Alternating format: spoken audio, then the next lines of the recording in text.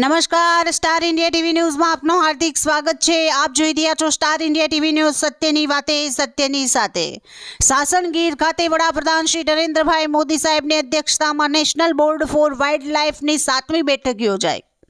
એશિયાઈ સિંહોનું છેલ્લું ઘર ગણાતા એવા સાસણ ગીરમાં માનનીય વડાપ્રધાન શ્રી નરેન્દ્રભાઈ મોદી, કેન્દ્રીય વન અને પર્યાવરણ મંત્રી શ્રી ભૂપેન્દ્ર યાદવ, ગુજરાત રાજ્યના વન મંત્રી શ્રી મુળુભાઈ બેરા સહિત અન્ય મહાનુભાવોની વિશેષ ઉપસ્થિતિ વચ્ચે બેઠકમાં સહભાગી થઈ વન્યજીવ સંરક્ષણના વિવિધ મુદ્દાઓ સંદર્ભે માર્ગદર્શન આપવામાં આવ્યું હતું।